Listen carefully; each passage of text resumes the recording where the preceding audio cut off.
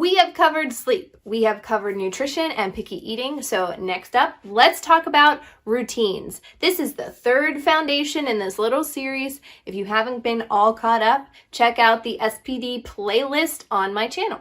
My name is Casey Waugh. I'm an occupational therapist from Pittsburgh, and thanks for watching. If you're not subscribed yet, please hit that button, and if you hit the little bell next to it, you'll get notifications when new videos are uploaded every Thursday.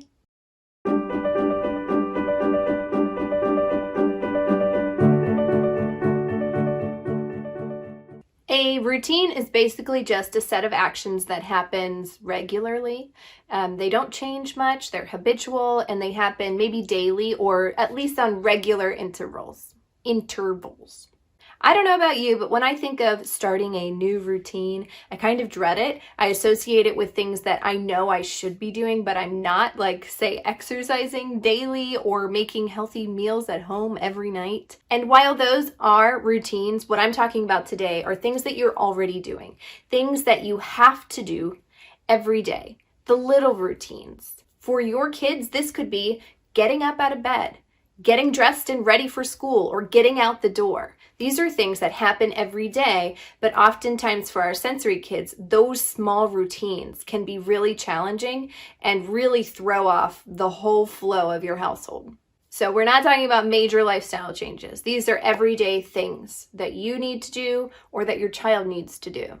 Maybe right now you don't really have a clear idea of what those little routines are because they change. The boundaries change and your expectations of your kids change depending on their mood or your mood. Kids thrive with routine. They like knowing what is expected of them, what's going to come next, and what's on the agenda for the day. Having routines and clear expectations helps them feel safe, and it also helps them see that you are going to be there consistently and you're going to hold them accountable for things regardless of what their day actually holds, whether it's a school day or a weekend day or we're going to grandma's day. So we are going to discuss task analysis, visual supports, proprioceptive input, co-regulation, and some ways to help with moving through these routines. First up, I'm going to give you a concept that is not unique to OT, but we definitely are like masters at doing this, and it's called task analysis. It's super helpful and kind of magical in helping you figure out what the steps are in your routine and even starting to pinpoint the areas that are going to be your challenge points along the way. OTs will use task analysis for pretty much anything.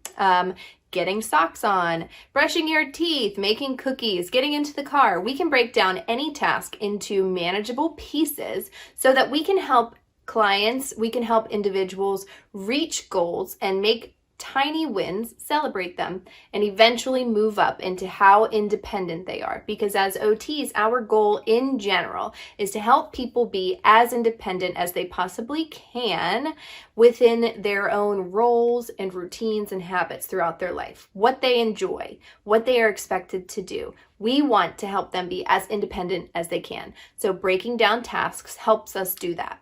So as an example, I'm going to do a quick task analysis of toothbrushing. So we can do task analysis into like literally hundreds of steps. We're going to do kind of like a not super deep dive one because we don't need to do that. But let's take a look at teeth brushing. So let's say if you wanted to do that, to break that task down, we would say, go into the bathroom, pick up your toothbrush, pick up the toothpaste, open the toothpaste, put toothpaste on your toothbrush, turn on the water, get the toothbrush wet, turn off the water, bring the toothbrush to your mouth, brush your bottom teeth for 30 seconds, spit, drink some water, spit, brush the top teeth for 30 seconds, spit, drink some water, spit. This is how we would break down a task, literally writing out every step. If I were working with someone who, say, had a stroke or had one-sided weakness, I may break that down even farther and talk about grasping the toothbrush or the toothpaste container, using the other hand to grasp,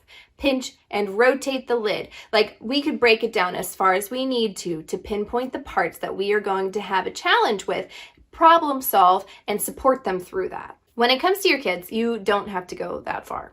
But capturing the major big steps of a routine is so helpful.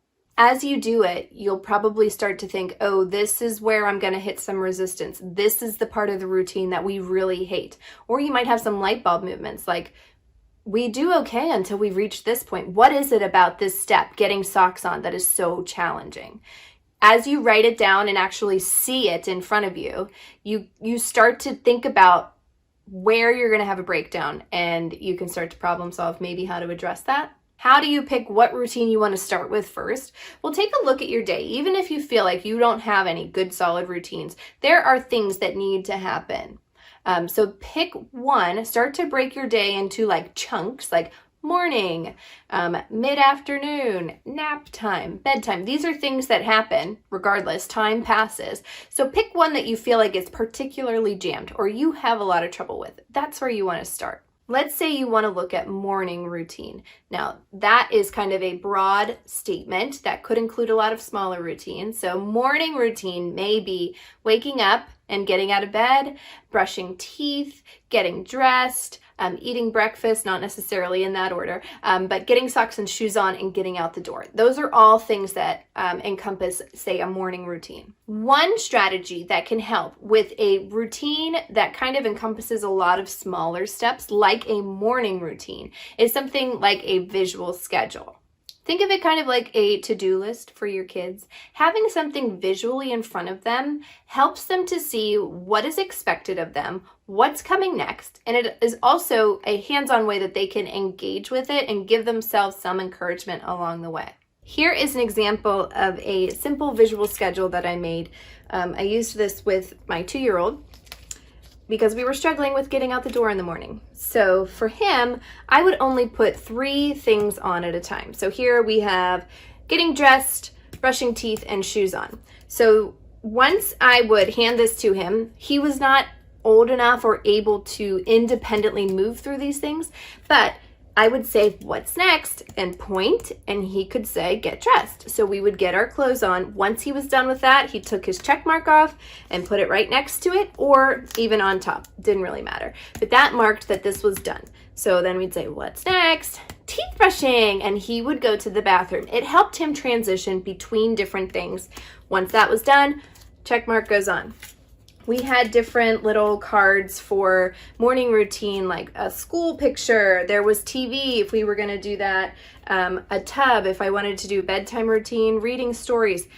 So I have a lot of little ones to incorporate into whether I was using this in the morning or in the evening, which were our 2 biggest routines that we had trouble with. I bought this clipboard at Walmart for like $1, and then I also got some laminating sheets. So I made pictures from the internet. I put some pictures into a Word document of the steps that I wanted to have, printed that out, cut them out, and then put them on the laminating sheets, stuck them together, cut that out, and used sticky tack. So that was more steps than you need. It does not have to be something super fancy.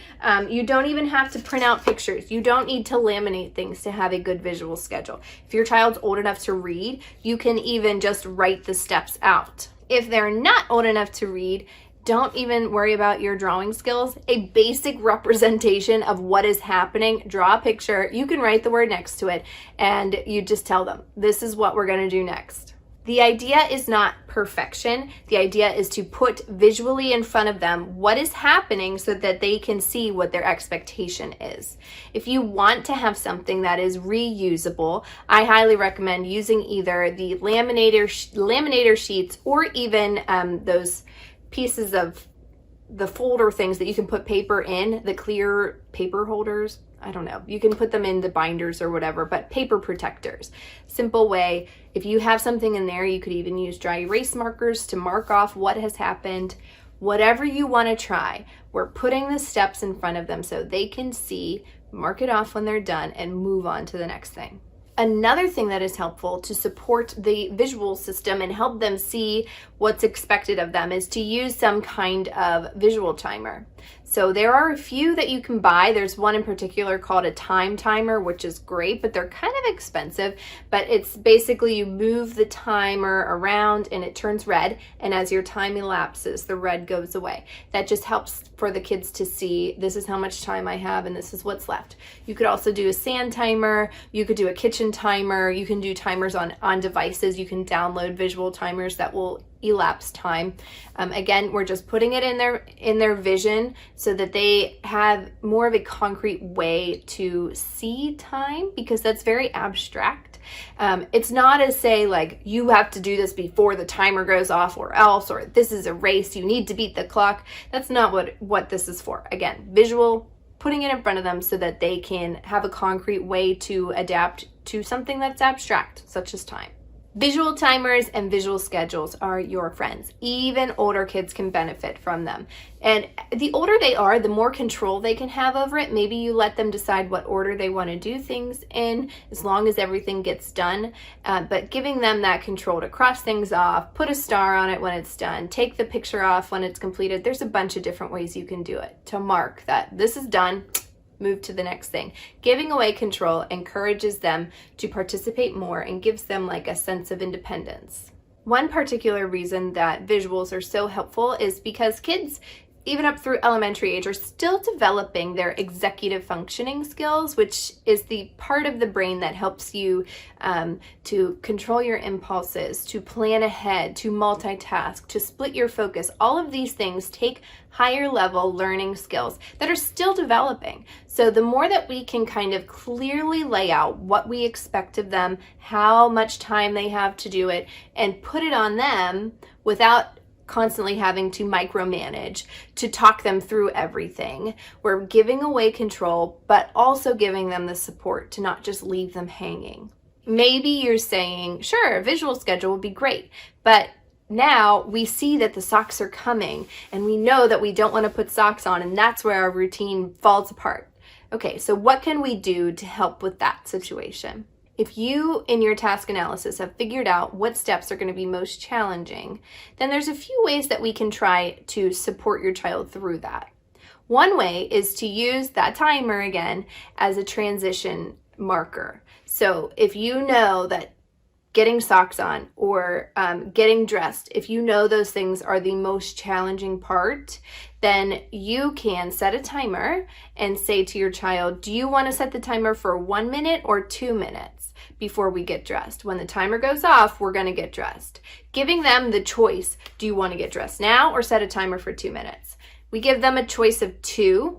Doesn't matter what they choose, but they have a say in it.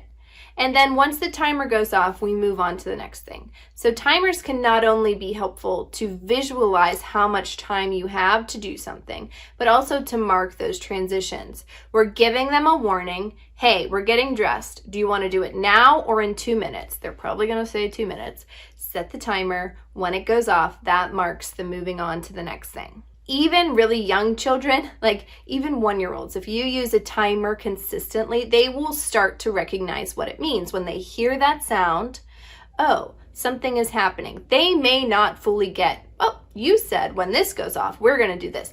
But when you warn them, you give them some time, and then you follow through. You're preparing them, not ambushing them, and they know that something is coming next. I love timers. My 4-year-old will tell Alexa, set a timer for 4 minutes. He knows we use them a lot, but he's also started to try to negotiate with me. I'll say, it's time for bed. Let's set a timer. I'm like, okay, you got me. Let's do it.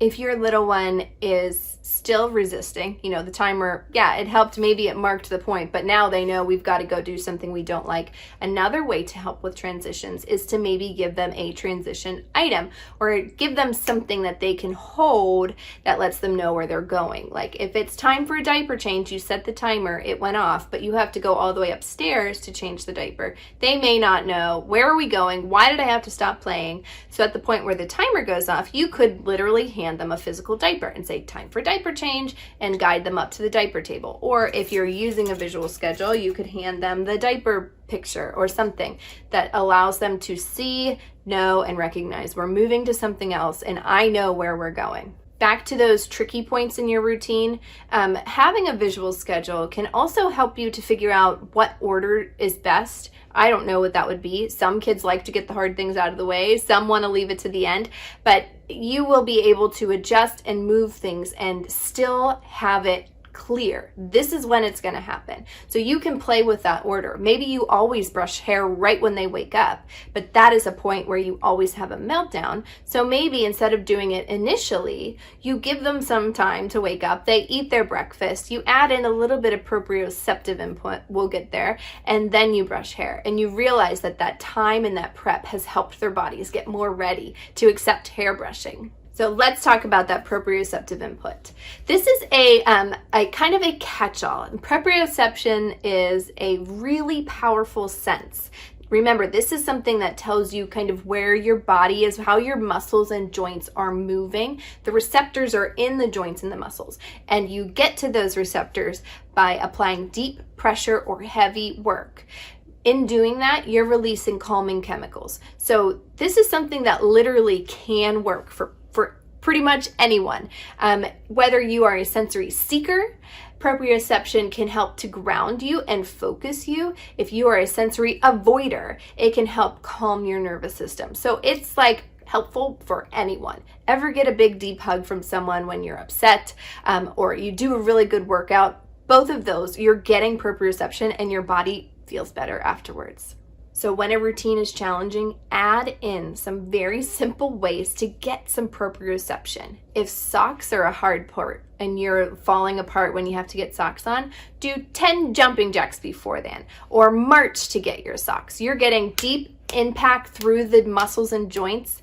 You're jumping, you're crashing. Maybe it's a big hug while you're putting the socks on. Anything that can give them that deep pressure, the calming input. If you have a child who is so distracted that you use the visual schedule, you're trying to move between things, but on the way from getting dressed to brushing teeth, you lose them.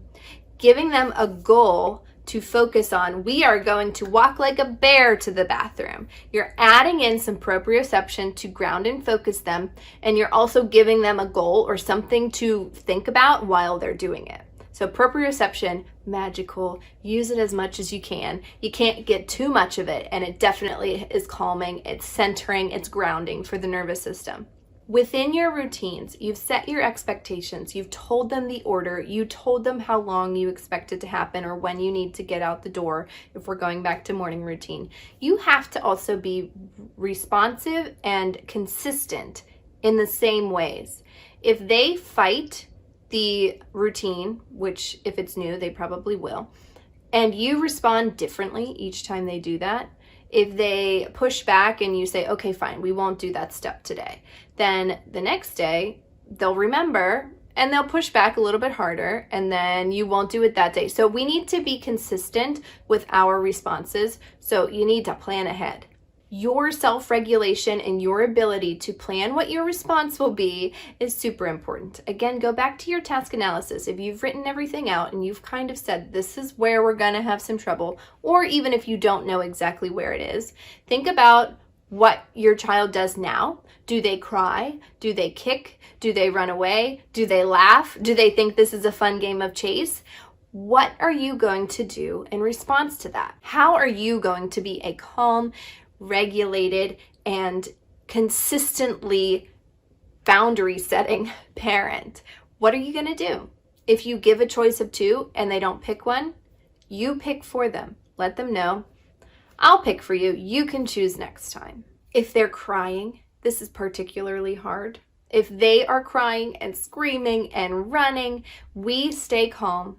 We repeat the expectation and we sit with them until their body is calm again. We need to recognize that, again, like I said in the feeding one, they're not choosing to be disruptive. They are not choosing to have a hard time with this. But we need to recognize that it is hard. We need to validate their feelings. I know this is hard for you. I'll sit here until you're ready. Or I know that you are upset. I can give you a hug or I can give you space. And then waiting quietly and patiently. Easier said than done. Your regulation, your ability to stay calm shows them what they need to do, and also shows them that you're not going to invalidate what they're feeling. You're not going to punish them for their feelings, and you're not going to go anywhere. If you need to take a break, if you're feeling yourself get frustrated, you can step away as long as they are safe and they're not hurting themselves or someone else. Step away, regroup, and come back. Meltdowns are hard. They're no fun. Meltdowns are different than tantrums. A meltdown is something that you cannot stop. Even if you give them what they want, a true sensory meltdown is gonna happen. It's gonna go on until it is done. A tantrum, on the other side, is generally something that happens for attention. They want something, and once you get it or you fulfill that need, it will stop. Sensory meltdowns, not the case. Once they're in that point, their logical brain has shut off. You cannot talk them out of it. You cannot reason with them. You cannot logically talk to them because their auditory, the part that listens to language, is off. So don't even try. What you can do is be a calm presence. If they will allow you to give them big hugs, give them big hugs. If they want space, give them space. Model deep breathing, model calming. You can give yourself hugs. You're doing what you want them to see, and they will see that you're not going anywhere. You're consistent and you are safe. When you consistently hold your line, you consistently stay with them when things are challenging, it will get better. When you recognize the points that are challenging and hard in your routine, like if it's a particular teeth brushing, if it's hair brushing, we can work on those outside of that routine and keep it in play and help them work through those troubles outside of the routine. But when it comes to actually doing it, we need to be there and supporting them and holding them to the just right challenge. If we know that teeth brushing is hard and you've never pushed it before, don't expect when you pull out your visual schedule and teeth brushing is on there that they're going to do it for a full 2 minutes. Holding those realistic expectations of where you were, where you want to be, and start small. Celebrate those small wins and help them see that they can be successful. Then once they get there, they've brushed their teeth for 5 seconds, then we move up to 10 seconds. Then we do 20 seconds. We are meeting them where they are, giving them a little bit of a challenge, then slowly pushing as we get better, as we meet our goals. So kind of went off on a tangent there, but we're going back to task analysis, breaking it down, seeing where the breakdown is, meet them where they are, and slowly take them up that ladder until they can do it. And if you are seriously struggling with a particular routine like teeth brushing, hair brushing, getting clothes on, something like that, and you feel like you've tried to support them as best as you can, reach out to me. I would love to give you more strategies. But again, I'm not going to just say this is what you should do because it won't work for every kid. Every kid is different. But if you want more suggestions, reach out. I am available. To recap, routines, expectations, boundaries, they help kids feel safe and secure. Your calm, regulated being helps kids feel safe and secure. You being consistent with your follow through, what the consequences are naturally, or what you're going to do if they don't follow through, helps them feel safe and secure. And that's what they want. That's what you want. And that's what's going to help them set that foundation, help them work through some challenging things, and then build up and only progress from there. So that's where we're going to end today. I hope this was a helpful video. If you liked it, give it a thumbs up, share it with someone that you think that might benefit from it as well. And I will see you guys next week with our final talk about foundations, and we will touch on sensory rich play, which is super fun. So I'll see you guys next week. Thanks.